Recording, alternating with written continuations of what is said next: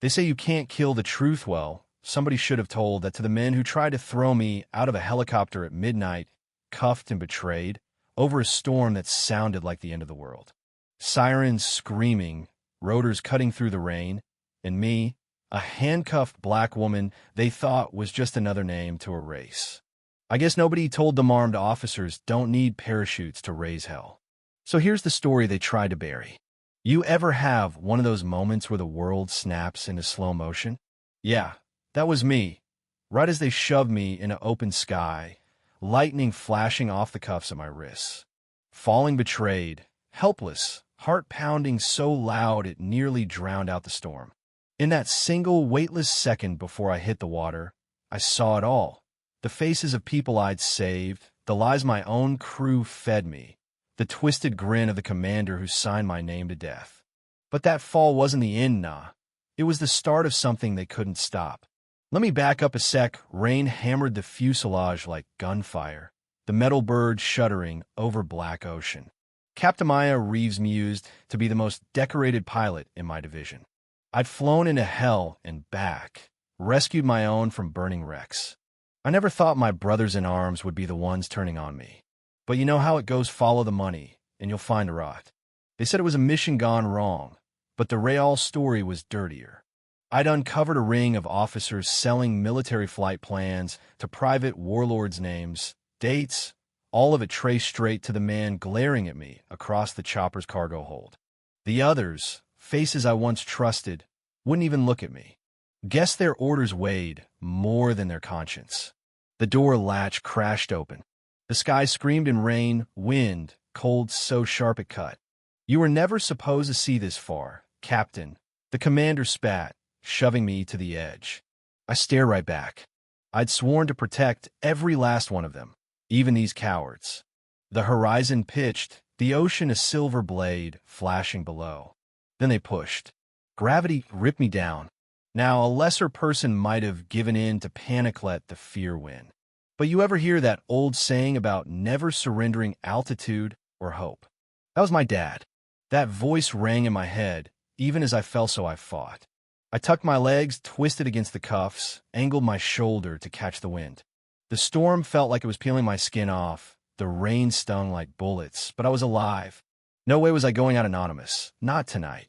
Through the blur of water and pain, I caught the faint lights of a fishing boat and forced my body toward 8 years of freefall, training finally paying off, though nothing about this was in the manual. When I hit the ocean, it felt like every bone shattered at once, ribs screaming, lungs burning. For a second, all I saw was black.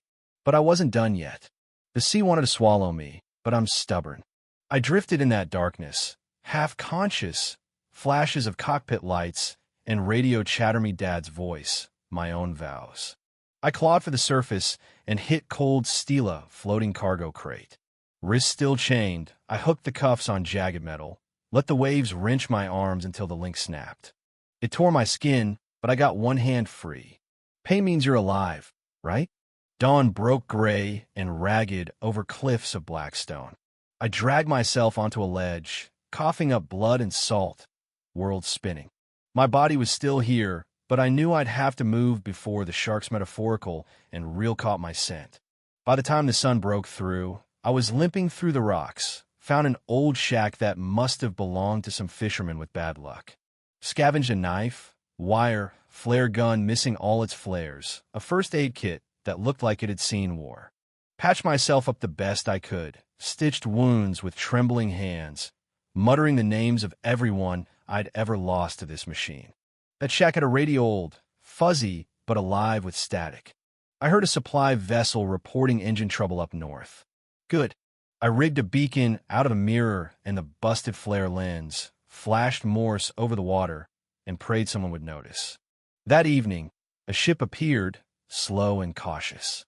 I hid in the rocks, waited till the lifeboat came, and stepped out dripping, bloody, wild-eyed enough to make those two deckhands freeze on the spot. "Help me reach the mainland," I said. They did. That night, huddled below deck in a tarp, I started planning. I needed allies, people who'd seen too much to be scared, folks outside the chain of command. My mind mapped routes. Airfield in Malta, a locker in Berlin with an encrypted drive, a contact I hadn't called in years. I didn't just want revenge. I wanted exposure. The truth had to burn bright. Couldn't sleep, kept hearing rotor blades, rain, the sound of my name being erased from files. When we hit port, I melted into the city like a ghost, face hidden under a stolen coat. Every alley stank of diesel and survival. I found a payphone, called in a favor to a voice I trusted, Lieutenant Anika Joe, old friend from covert ops. Maya, they said you were dead. Yeah, well, I need you to keep acting like that's true. Anika didn't ask questions. Within hours, I was on a freight plane to Lisbon, hunched in cargo, hands shaking as I rebuilt a transmitter from spare parts. Lights of cities below looked like dreams I'd lost. By the time we landed, Anika met me with coffee and a look that could slice steel. You could disappear, Maya. Not my style. Together we cracked the drive bank trails, transfers, proof the corruption went all the way to the top. General Corson, Director Vale, Colonel Hughes, household names if you're in my world, and rotten to the core. Our only shot was the security summit in Geneva. All the conspirators would be there, hiding behind badges and fake smiles. I'd have to walk right into the lion's den. So we forged credentials, hacked badges, rebuilt my body and mind piece by piece. When I finally saw myself in the mirror, short hair, new scars, but those same stubborn eyes, I knew the old Maya was gone.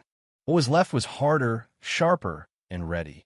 On the third night, wind howling in my jacket, Anika gave me a last nod. You sure you're ready? Ready ended when they threw me out of that sky. I took off for Geneva under a fake name, blending into the storm that once tried to kill me. The hotel at the summit looked like a fortress, glass, steel, security everywhere. I moved through mirrored elevators, badge clipped, pulse slow, mind slicing through every variable. Anika's drone was up above, cameras feeding me live views. When I entered the grand hall, chandeliers burning, the air thick with money and lies, I saw them all, Corson, Vale, Hughes, laughing beneath a mural of world peace. It's a joke, right? I made my move. Slipped a disguised drive into the media console, whispered transmit. Suddenly every screen in the room, flicker drone feed, bank records, recordings, all of it. Voices shouting, cameras flashing. Corson's eyes met mine, wide as saucers. You wanted me silent, I said, voice carrying like thunder. You buried the truth for profit. Here's your storm. Security lunged, but the crowd was faster, reporters, diplomats, everyone recording.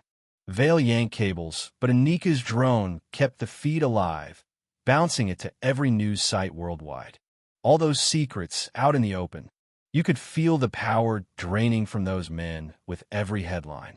Gunfire, Krakita, mercenary in disguise. Glass shattered.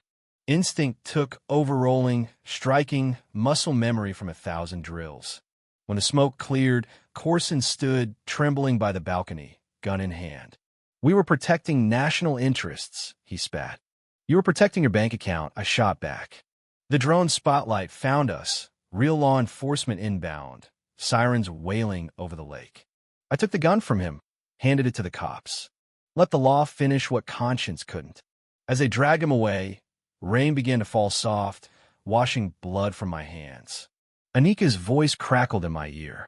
It's done. You're alive everywhere. The world knows.